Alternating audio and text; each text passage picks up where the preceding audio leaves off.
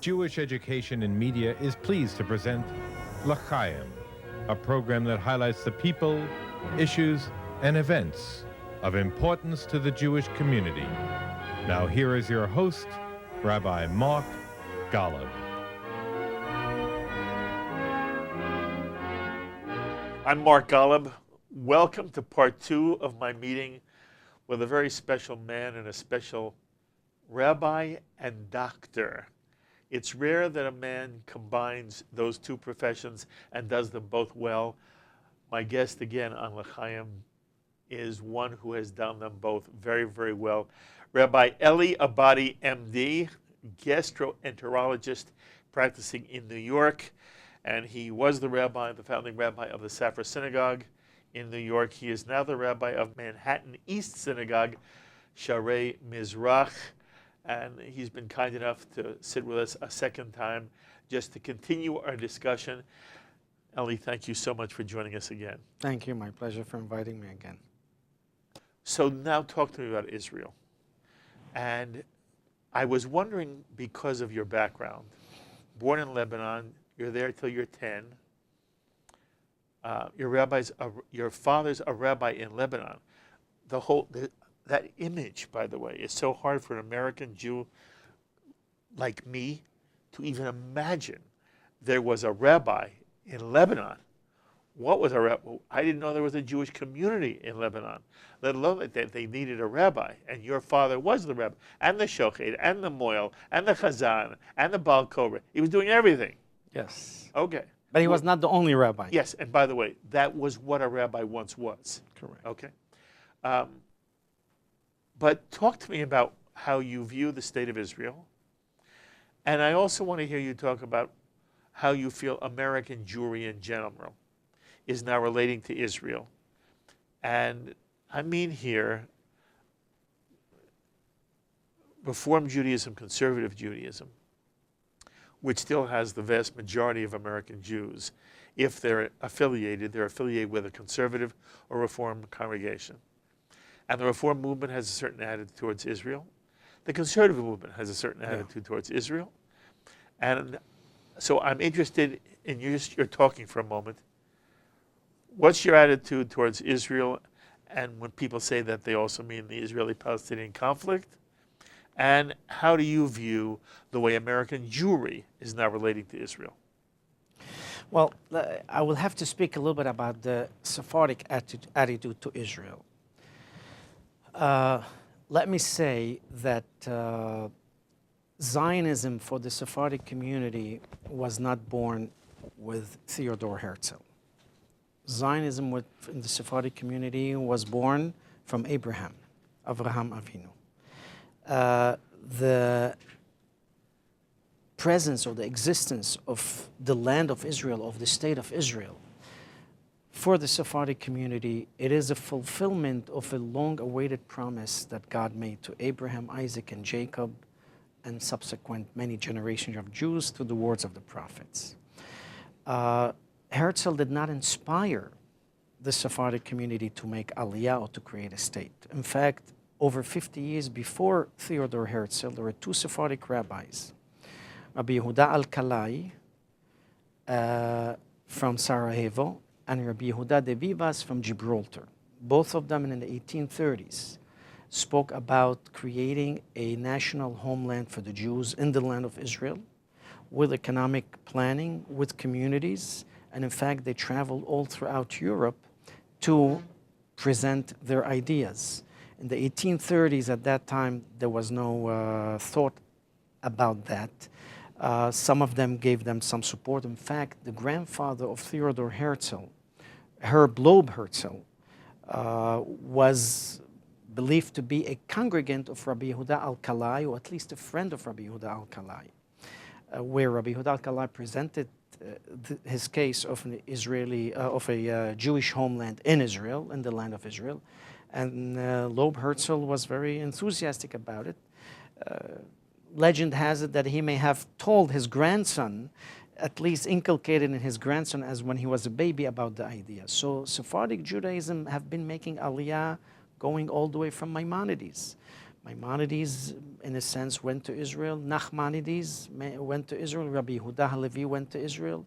And then all the Kabbalists from Spain and Turkey and Sfat in the 1500s made Aliyah, so to speak, without Theodor Herzl in the picture. So Theodor Herzl did not inspire Sephardic communities to make Aliyah.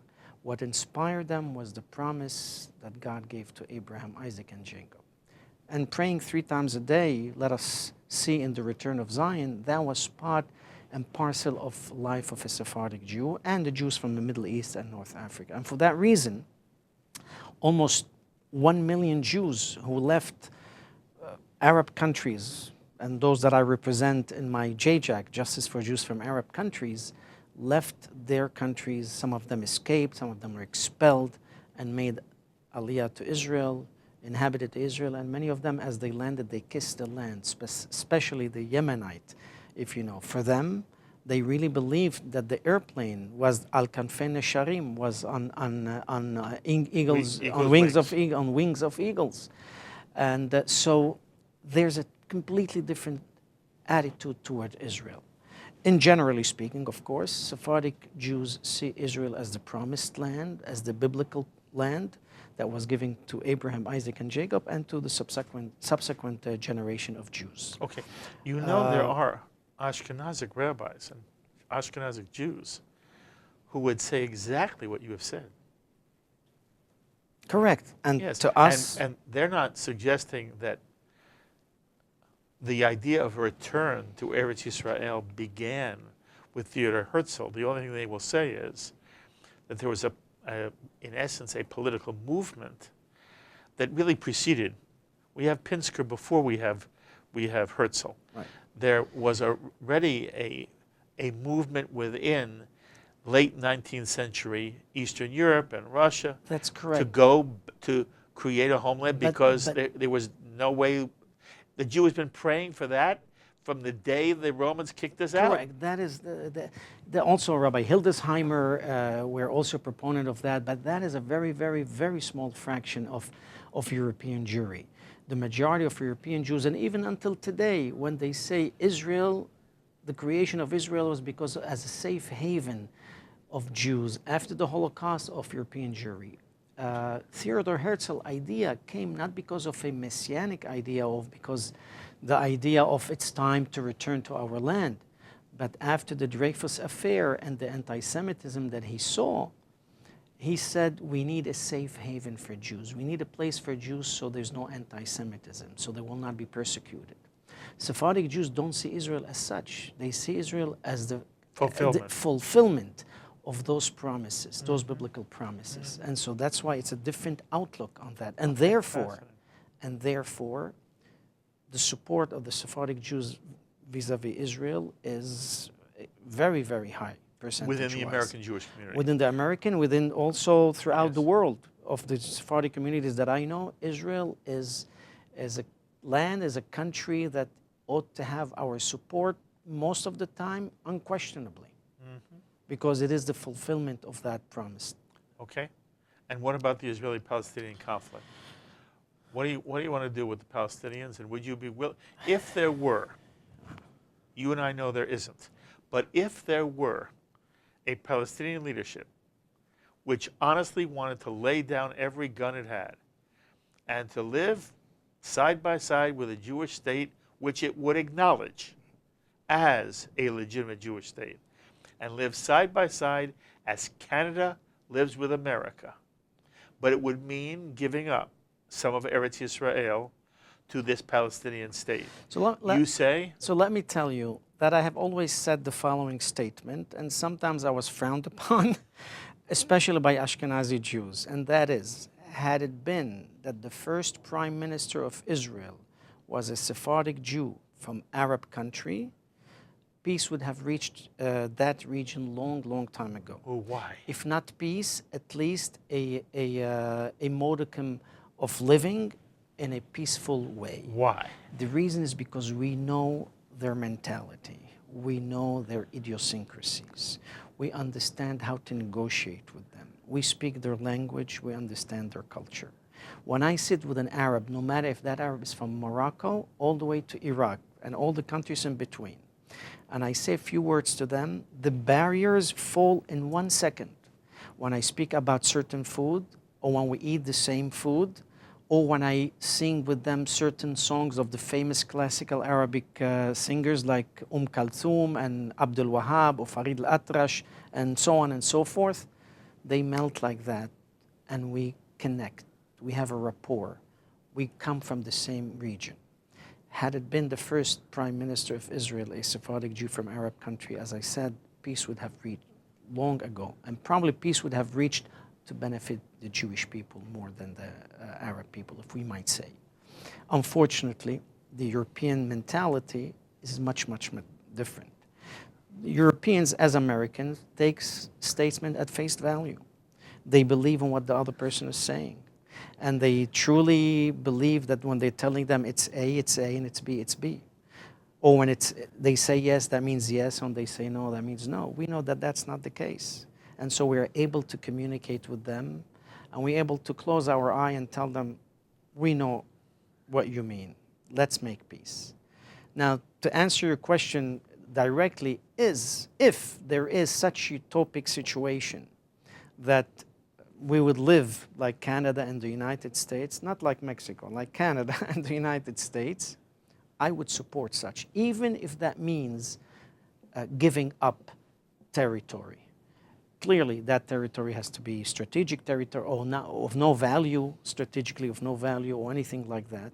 But if there is such utopic situation that there is real peace, I would subscribe to that, even though my views are different, but I would subscribe to that. Because I'm not attempting to bring the Mashiach by conquering land. I'll wait for him to come and give them to me if that is the case. But we're talking about a situation that it's not even in the dreams. It's not even an idea, because we know it's not going to happen. It's not going to happen. And so the only thing that we believe Israel should do what's best for Israel, to protect their citizens, to protect their borders, and to be able to live at peace from inside, more importantly than from outside. Okay. Look, what you hear from intelligent, committed Jewish liberals is the following. Israel was created as a Jewish democratic state. And that at the moment, if you look at from the Jordan to the Mediterranean, you have a significant number of Palestinians who do not participate in the democracy of the State of Israel. And that, whether it's the Peter Beinarts or the Jeremy Ben-Ami's, they're arguing that they don't argue there should be no Israel. There's some Jews who say there should be no Israel. It was a mistake. We took somebody's land, we stole the land, we destroyed a people. Which is completely incorrect. I mean, historically it's incorrect. Yes. Yeah. It is infuriating, and one of the things we spend a great deal of time here on JBS is trying to educate people as to why that is an outright vicious lie. Of course. But I'm not talking about now Jews who say there should be no Israel. They love Israel, okay? But what they argue is for Israel to fulfill the goals that were articulated by the Ashkenazi leadership that wrote the Declaration of Independence of the modern state of Israel, it was supposed to be a Jewish state, a Jewish majority, a Jewish character, a Jewish calendar. Israel was supposed to have Hebrew. It might have Arabic, but Hebrew was going, and it was going to be a Jewish state, not a theocratic, but a Jewish state in feel, in tone. There'd be kashrut, there'd be Shabbat, there'd be the Chagim. You'd celebrate. The calendar would go by Jewish holidays. Correct. At the same time, any non-Jew who wanted to live as a ger toshav inside the land of the state of Israel could be a citizen, afforded with the same social rights, economic rights, cultural rights, and political rights. Rights of you could vote. Your vote counted. What Ben-Gurion and all the people who created the Declaration of Independence said was, you all are welcome. I believe, by the way, the implication was, you're all welcome if you want to be part of this in an honest, peaceful way. Correct. I don't think Ben-Gurion ever would have said, yes, we want to include everybody, even those who want to destroy the state from within. But there are those who argue that goal, Jewish and democratic, must apply to the entire region wherever Israel controls. And Israel is control of what we now call the West Bank, Judea, Samaria, from the Jordan to the Mediterranean. So Peter Beinart argues Israel isn't being true to its own Declaration of Independence when it doesn't give the Palestinians the right to vote. And if we do give the Palestinians the right to vote, we'll be outvoted. And therefore, what he describes, what the left describes is, and I'm now talking about the best of the left. I don't want to compare the worst of one with the best of another. Right. The best on the left says Israel must figure out a way to treat the Palestinian according to the way the Declaration of Independence of the State of Israel told us to. It should be Jewish but democratic, and yet we have this population, blah, blah, blah. Okay. Elie, what do we do? Let me tell you, their premise is incorrect and false. And I'll tell you why their premise is incorrect and false. It's a nice cliche. They dress it very nicely, but it's completely incorrect and also false. Two different things. And I'll tell you why. First, Arabs that live within the territory of present Israel have the right to vote. They have 10 to 11 seats in the Knesset. And unfortunately, several members of that, they don't even believe in the state of Israel. How could a person not believe in the state of Israel and yet be member of Knesset? That is something, is like saying, I want to be an American without accepting the Constitution, without even accepting the existence of Israel. So that to me is an oxymoron, is a contradictory statement. In my personal belief, these members should be expelled from the Knesset because they don't believe even in the institution of the Knesset or the state of Israel. So even those Arabs that live within the confines of present-day Israel. Now, the Arabs that live in Judea and Samaria, that area is not controlled by Israel. There's a great area that is controlled by the PA. Under the PA control, Israel has the only thing that Israel has is security to protect them more than anything else.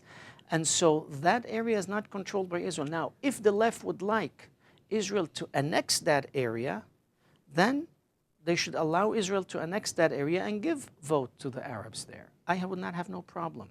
Even though But there might be then an there will Arab not be. majority? That's another fault. That's why I said it's false, because birth rate have already demonstrated of the Arabs is going significantly down. That now the last thing that I heard 2 days ago was their birth rate now is below the Israeli birth rate. And so to say that demographically they're going to outnumber the Jews, that's false, because statistics have shown and rates have shown that. So will the Beinart and the and Ben-Ami and all those who do claim to love Israel, I must say I'm not sure, but let's say they do. I'll take their statement at face value. Will they allow Israel to annex that land? What would happen the next day if Israel annexes that land and says, I'm going to give vote to all those Arabs living there? I don't think they would like it. So they cannot say that Israel controls that. And first of all, Israel does not control that land. So that's why their premise is incorrect. Most of that land is still controlled by the PA. And the Arabs there have the right to vote for local elections, for regional elections, and also for president of the PA. Their democratic right is being respected by Israel. And so that whole argument doesn't hold water. To say that it's not democratic, that they are being mistreated or their political aspirations are being violated. In fact, the agreement between Begin and Sadat and the Camp David Accord was to give autonomy to that region where every single member of the Arab population in Judea and Samaria can vote for their leadership. And that has been given. The Oslo Accord also gave that. In fact, the Oslo Accord, as far as I know, does not speak of a state of Palestine. It speaks of a process. And so that's why their premise is incorrect and also is false. Okay. To be fair to the Peter Beinarts, their answer to you would be, You're absolutely correct that there are areas A, B, and C, and that within their area, they have their own government, their own schools, their own social services, their own police, their own everything. And they have elections, even though they don't hold them. Do you know that? Hold on. Yes. But what they'll also tell you is that anytime Israel believes they're at risk by somebody in Ramallah, the Israeli army will walk right in. They'll walk in the middle of the night. They'll pull somebody out of their bed in front of their children in the middle of the night. By the way, I understand why they do it. But it's not as if Israel doesn't have ultimate control. And the Palestinian who lives in Ramallah, who may never see an Israeli, knows that at any time an Israeli has the right to walk in and police for security's sake. But it means that as much control as they have, this is Peter Beinart speaking, Again, ultimately, the Israeli army maintains supreme control, and that the Palestinian lives with that knowledge. but that is agreed in the Oslo Accord, and the Israeli army is not violating anything by going in. That has been agreed with the leadership of the Arab people there. And I'll give you an example. The United States enters Mexico quite often to get rid of some drug lords and things like that. And there's no agreement with the Mexican government, and that's a violation of Mexican sovereignty. Yet the United States does that. Very often, most of the time, we don't hear about it because it's clandestine. And yet the United States reserves the right to do so. Why? Because it believes that it is a security issue for the United States and the United States population. The least that Israel can do is the same thing. And yet Israel does it because it has an agreement with the Palestinian leadership to do so. It's not violating any law, where the United States is violating the sovereignty of Mexico. Yet nobody has said anything against that. I would like to hear Mr. Beinart say that the United States is not allowed to do so.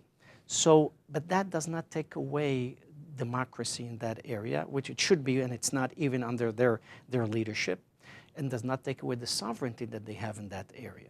That's only a self-defense that has been agreed in advance in the Oslo Accord. I have to tell you that I passed by Ramallah several times. I do travel there. I still see camps, refugee camps, in filth, in disarray. There's no water, there's no school, there's no potable, there's no real food. How could it be? They are now under the PA control, and yet they still keep them in refugee camp. Why don't they rehabilitate them, build some houses for them? They don't. The leaders. Why not? Because of course they're using response. But where's the Beinarts and the Menami of today can say, why don't they take care of their own population? Why should an Arab be living in refugee camps? And in Gaza the same thing, and not just one. Many refugee camps still under control of the PA. They have become liberated, so to speak. They should really build them housing, but no, they build housing to themselves only. You should see the villas, 3, 4, 5 floors in all that area of Judea and Samaria, built by rich Arabs and the leadership. Where is the money going?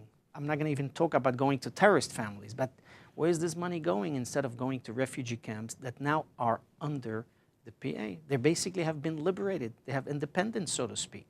Why are they keeping them there? To be used. So that tells us what's their intention. And then speak about that last part of this question. When you see how many American Jews in the Reform community, the conservative movement, and secular Jews, liberal Jews, and by the way, I grew up a liberal Jew. I consider myself a liberal Jew. What we mean now by liberal Jew in this context tends to be far left. But when you hear a Rick Jacobs talk about Israel from within the Reform movement, and you hear Reform rabbis are sometimes, their whole position is to be critical of Netanyahu, the Netanyahu government, the way it's handling the West Bank, the way it treats Palestinians. And then the next thing you know, there are American Jews who feel more and more alienated. And then you have the pluralism issue in the state of Israel. And will we stand at the Western Wall? Will there be one entrance to the wall? Will there be something at Robinson's Arch? Will there not be something at Robinson's Arch?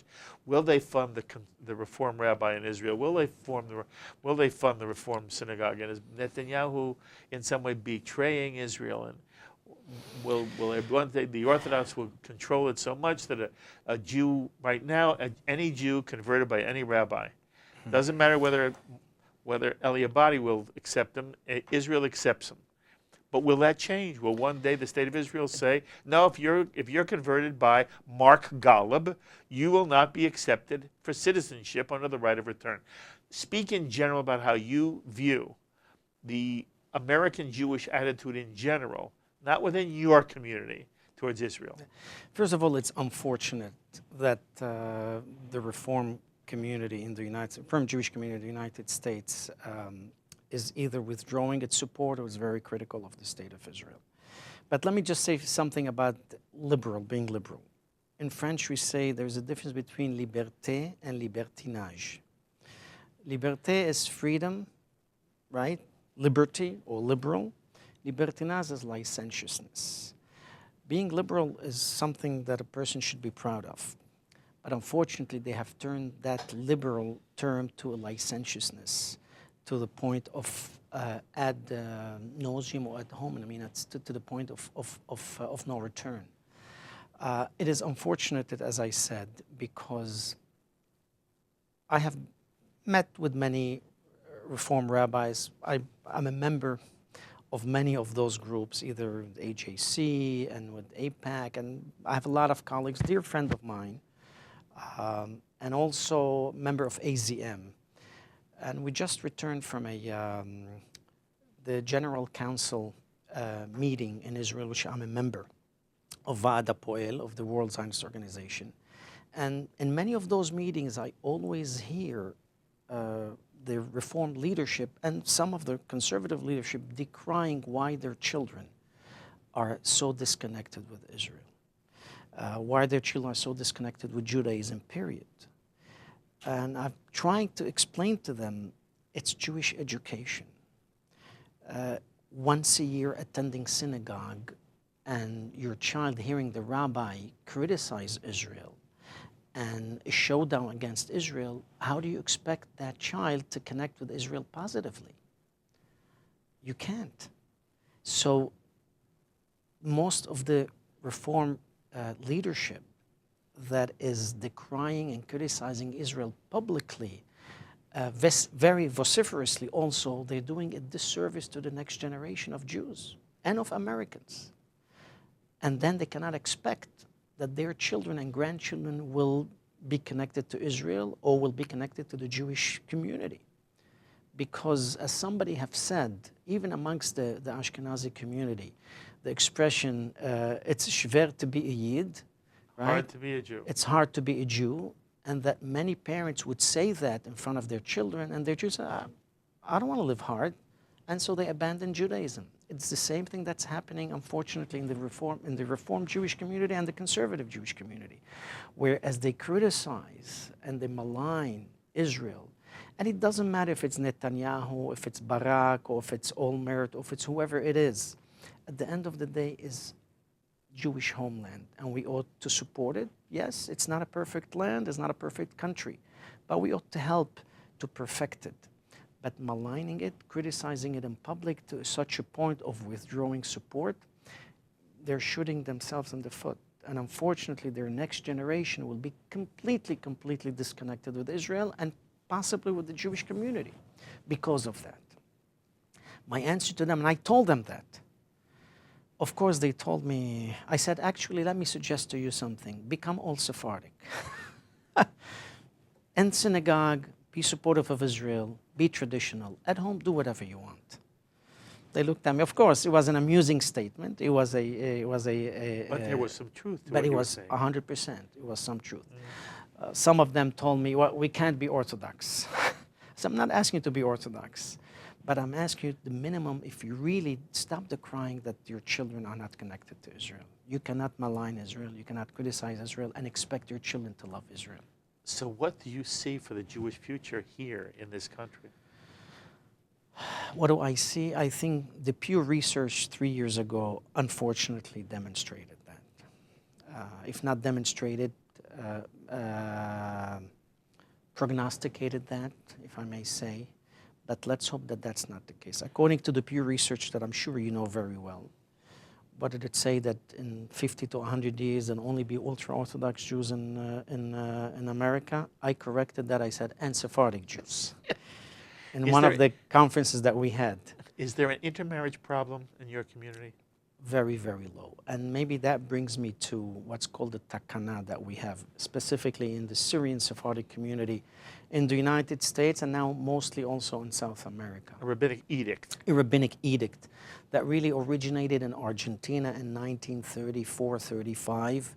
At that time, apparently the Jewish community in Argentina, the youngsters, was the second generation. We're trying to marry from Benot Haaretz, from the girls of the land, so to speak. And they wanted them to be converted on a wholesale. And the Beddin in Argentina at that time issued a decree that we do not accept any converts from Argentina unless that convert goes to Israel and gets converted by the rabbinate, then we will accept them. That somehow in 2 years' time, in 1936, that decree arrived to New York. And the Beddin of Rabbi Kassin, Jacob Kassin, accepted that decree to the community here, in which they will accept no converts. They extended that decree, they will accept no converts, period. Any converts, now the wording of that takana says we do not accept converts for marriage. Who convert for the purpose of marriage. So we need a Talmudic sages to interpret that. Which because they did. Some people read it as we don't accept converts, comma, for marriage. Or some people read it, we don't accept converts for marriage, comma, or period. So does it mean we don't accept converts that converted specifically for marriage? According to halakha, Or we don't. Oh, of course, according to halakha. So therefore, that decree did not add anything, right? It's basically saying halakha. So therefore, those that are proponents that we don't accept converts, period, they said that's the spirit of the decree. Otherwise, we just stating halakha. But you're not saying you don't accept converts. The Syrian Sephardic community does not accept What about converts. what about you? Well, I'm a member of the Syrian Sephardic Rabbinical Are you Council. telling me somebody wants to convert to Judaism, you won't accept them? I will help them.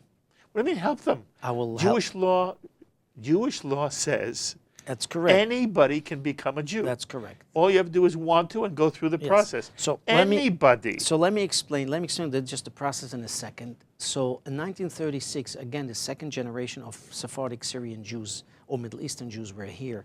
They started going to the army, they started going to work and universities and colleges. The rabbis were concerned that many of them will bring people to convert them specifically for marriage, and so they accepted that decree. And that decree is what kept the community 99% unassimilated.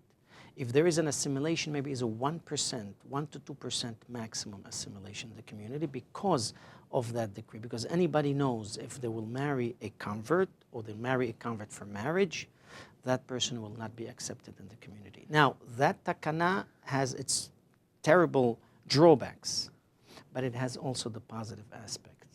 The positive aspect, very easy to ascertain, and that is 1% assimilation rate or 2% maximum compared to the national average of 53, 54%.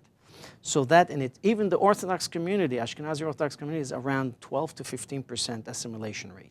So the Sephardic Syrian community prides itself on saying the takana worked, the edict works. We have only 1 to 2% assimilation. Okay. The drawback, which I also think it's a lot of drawback, and that is it does not discriminate between true converts and between not so true converts. Okay. And that is, I agree that needs to be corrected. By the way, so much of what you said in our meeting together, I resonated with me, and I think it's brilliant. I think it's a wonderful articulation of the best of the Jewish tradition. I grew up with gefilte fish. I don't know how I can be a Sephardic Jew, but I have to say it is very, very appealing to me. You hit on something which I have no respect for or empathy for, and you talked a lot about coming out of the Jewish tradition. This is a violation of the Jewish tradition. By the way, because our viewers are watching, I want to make sure you and I agree on one thing. Yes. There is a classic Talmudic midrash in which somebody comes to Hillel and says, I want to convert, Of course. to become the high priest. And Hillel takes that convert. And by the way, we should make sure people understand, it's not that you can't convert for marriage. You can't convert for any reason other than you love Judaism, Torah, you want to embrace the God of the Jewish people. Correct. Any other reason, of which marriage is an example, is unacceptable. So here's somebody who comes to Hillel and says, I want to convert. Why? I want to become the high priest. And in the Talmud, Hillel accepts this person, and his students say to Hillel, how can you do that? He's a violation. And Hillel's answer is, let him come study Torah. By the time he learns he can't become a high priest, he'll love this so much, he'll convert lishma, for its own sake. Correct. And this becomes a rabbinic Jewish concept that applies to somebody who comes and says, I want to convert because I'm in love with this Jewish guy. I want to convert to marry this Jewish guy. And the answer is, we'll teach this person what it means to be a Jew so that before the conversion takes place, they'll forget the reason they wanted to convert to marry Correct. so-and-so. Yes. They will convert lishma. That is a halachic Jewish concept. Correct. And I want everyone to understand, if you're in love with somebody and you're not Jewish and you want to marry that person and you are willing to convert, the rabbis will accept you because they know before the actual marriage and before the conversion, you'll fall in love with Judaism and you won't be converting then for the marriage. So I'm not happy. Okay. I was happy with everything you said. Elie, I'm not happy with Okay, this. let me explain it further. If I may say, use the example of Shammai and Hillel. Sephardic Judaism and everything is like Beit Hillel, and we see the Ashkenazi community to be more like Beit Shammai. In this issue, if I may say, and not the entire Sephardic community, it's only the Syrian Middle Eastern Sephardic community is like Beit Shammai. The rest of the Sephardic community, it's still like Beit Hillel. Still Beit Hillel. And again, though there is a lot of drawback, the answer is it has saved our community. Otherwise, 50% of our community would have been assimilated. Okay. And so it is what's called a hora'at sha'ah. It is a necessity of the time and of the moment. But let me challenge you. Tell me, how many of the conversions done in the United States, Reformed, Conservative, and Orthodox, are truly for the love of Judaism? Very few. 5%? I don't think it's that high.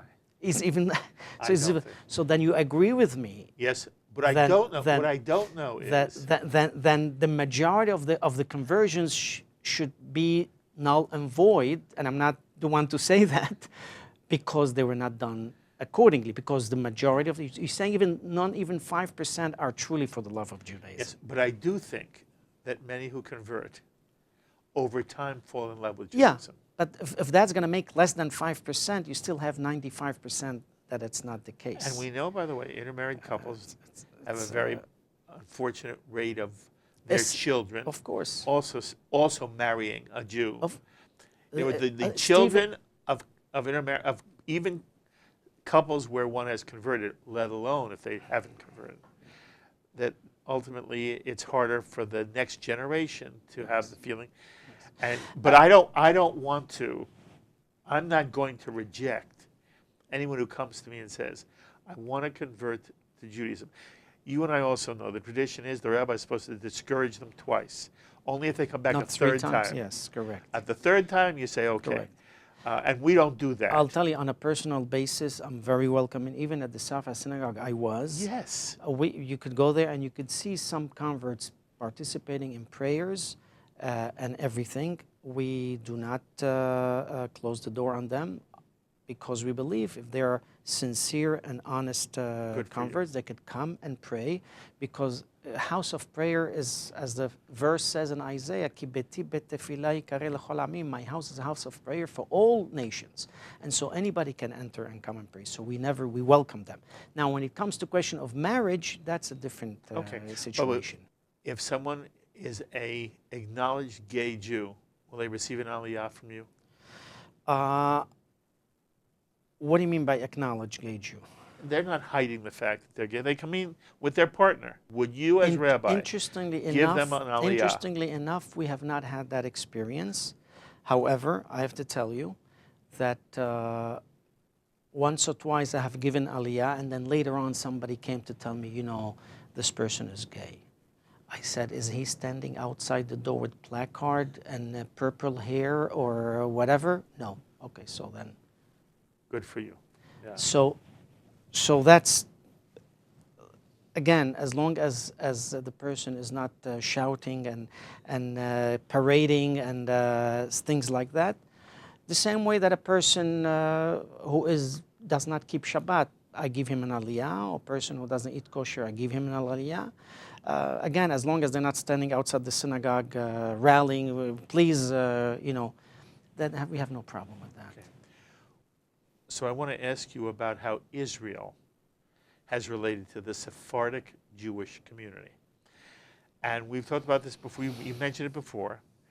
Israel, everybody imagines that Israel is only an Ashkenazic, of Ashkenazic origin.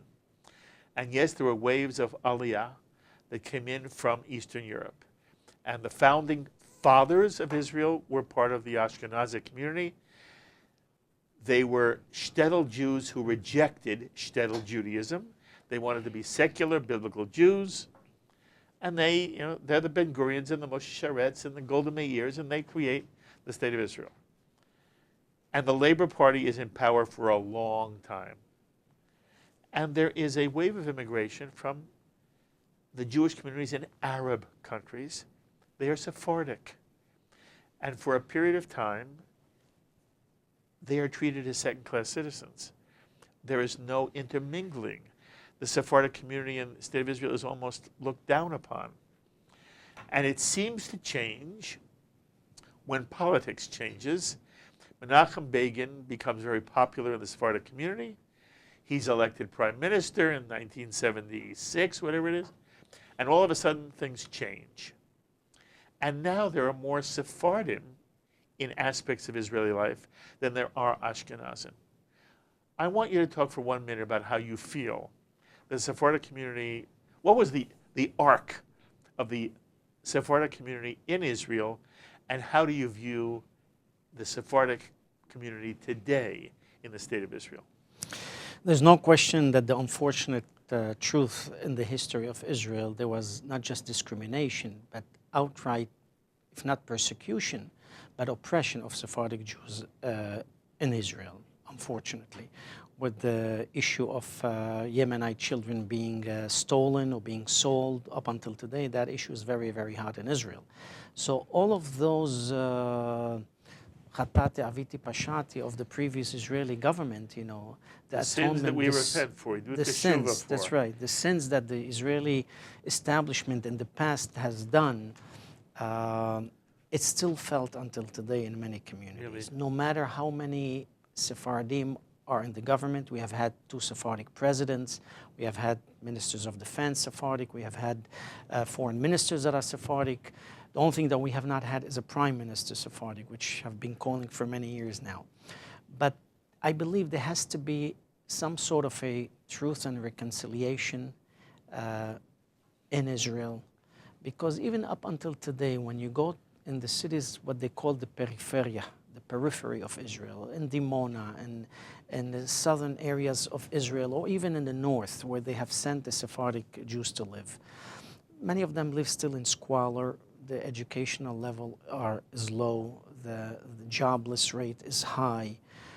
No matter who is in government, that has been perpetuated, unfortunately, because of the sins of the past.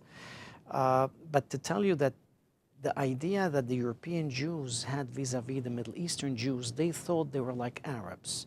And they treated them as such, as people that are primitive, but in reality they were not. The Iraqi community, many of them were university professors, they had professions.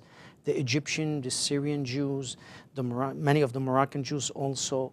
There might have been some countries that they were very, very, how shall I say, still lived like in the old times, but many of them were not. And because the Histadrut was controlled by European Jews, either Russian or Polish Jews, when a Iraqi lawyer, Jewish lawyer, came for a job, and a Russian Jewish peasant, Falah, came for a job, they gave the Iraqi Jewish lawyer to clean the latrines and the bathrooms, or to be a guardsman in the street, and they gave this European Jew who is a peasant, they gave him a position of a director of an institution or a committee, whatever it is.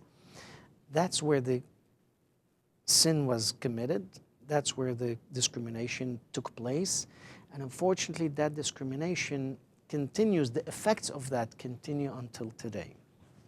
How many professors, I have a whole sheet of statistics which I could email it to you.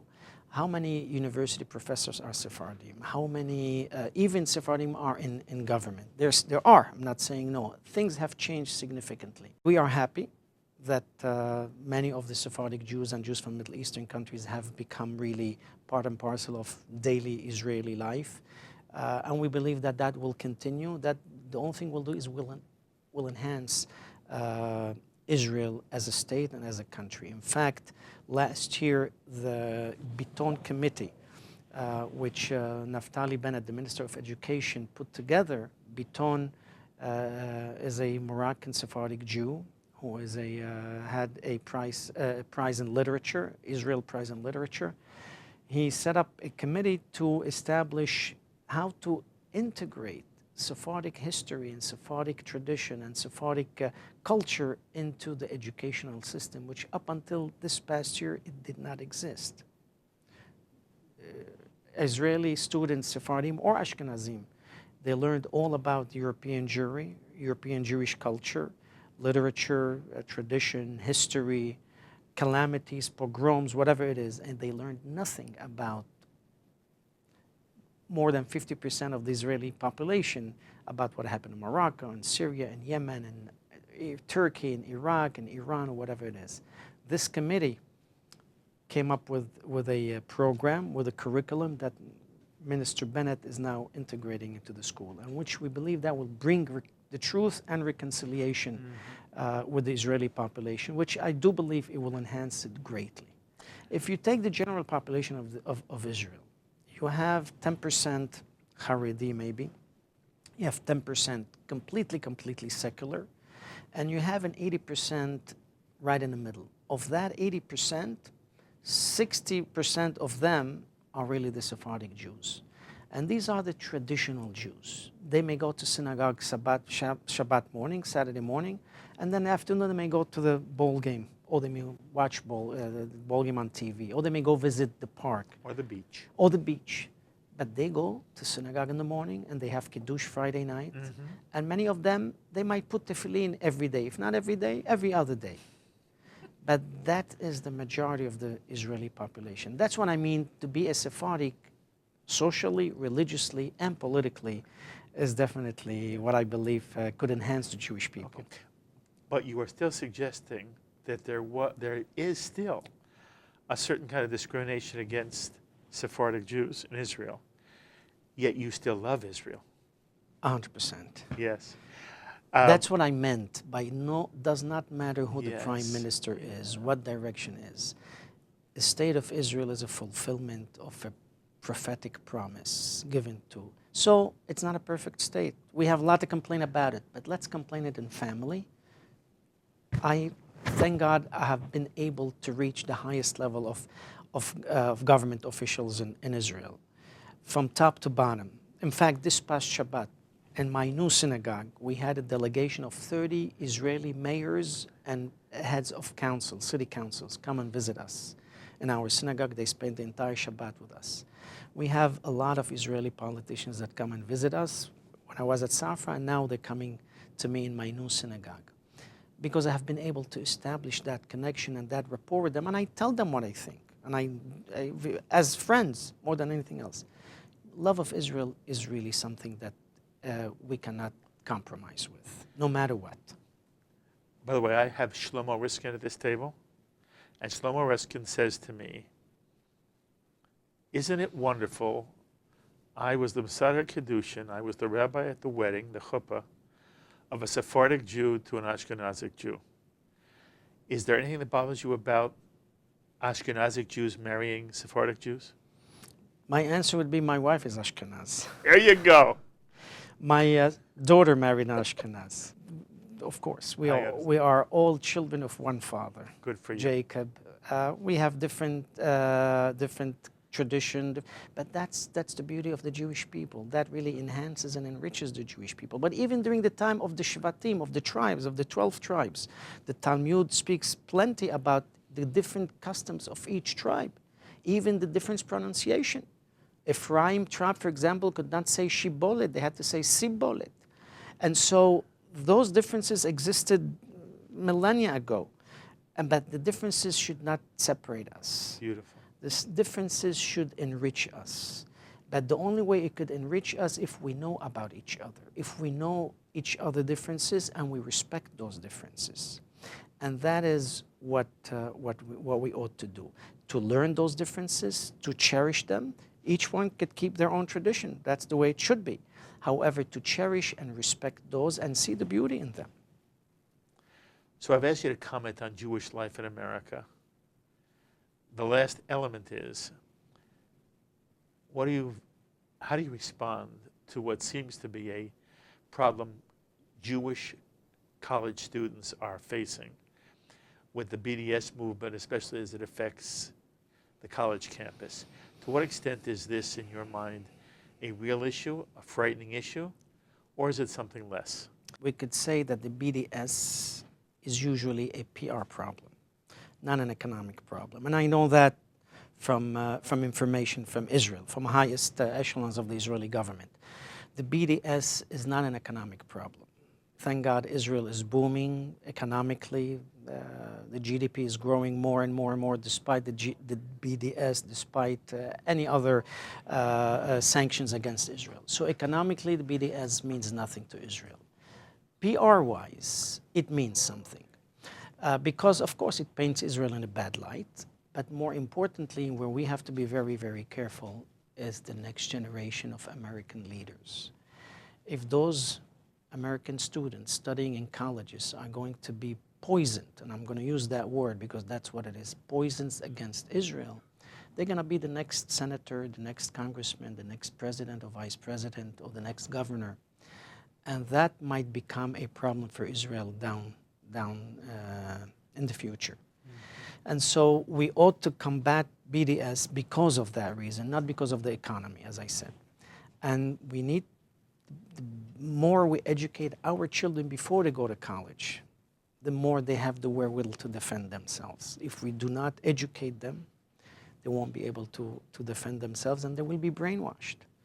And that's not, the American non-Jews, we can't do much about it except try to counter the attacks of BDS. But for our own Jewish children, the only weapon that we have, and the best one, is preventive medicine than curative medicine, speaking as a doctor. If we educate them to love Israel, to understand the righteousness of Israel and the right of Israel to exist, then they're going to go to college and they're going to have to face those challenges, but at least they'll have a wherewithal to defend themselves or to ignore the onslaught of BDS. And that's, I think, what's more important. But then again, I have to say, if they're going to hear in their congregation their rabbi criticizing Israel and supporting BDS, then we're going to lose that generation. Do you love being a doctor? I love being a doctor. You love being a rabbi? I love being a rabbi. You have two loves. What's your wife's name? Esty or Elise? Esty or Elise? Ashkenazi Jew. Ashkenazi Jew. Okay. She is the daughter of the former dean of Yeshiva College, Professor Barry Eichler. Lovely. Who was a professor at the University of Pennsylvania and the head of the Judaic Studies Department. Okay. I'm sure she loves you like crazy, but does she love the fact that you're both a doctor and a rabbi? She claims that when she was young, she said, I will never marry neither a doctor nor a rabbi.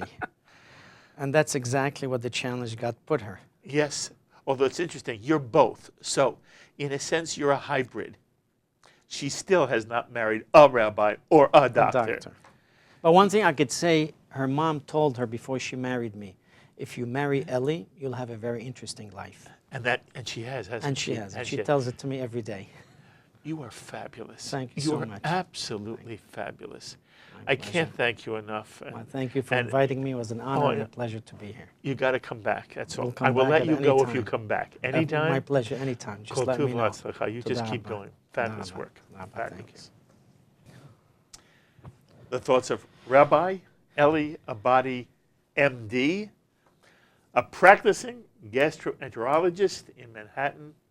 He's the director of the Jacob E. Safra Institute of Sephardic Studies at Yeshiva University, and you have a school as well. The school is? I'm the head of school of the Sephardic Academy of Manhattan. Very good. Located at? 2nd Avenue on 67th Street. Very good. And you're about to have now a first grade in addition to kindergarten? Correct. Mazal tov. Going through elementary school. Right.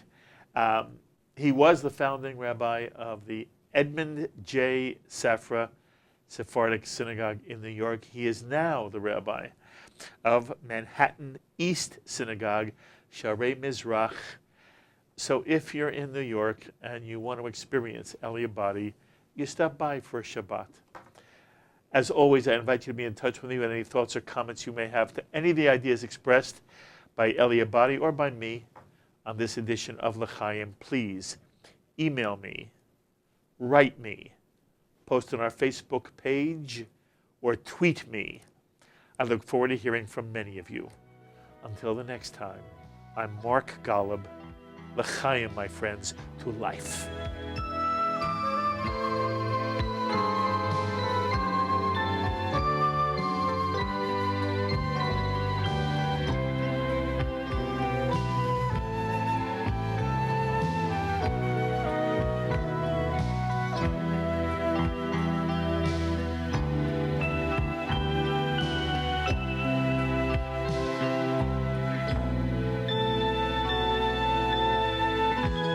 L'Chaim is a presentation of Jewish education in media.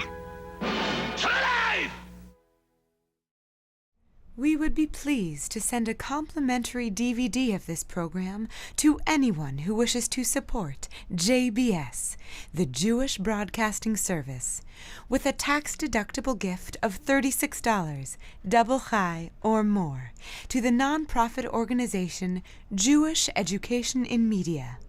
Simply visit the JBS homepage and click on the Donate button to make a donation by PayPal or your credit card.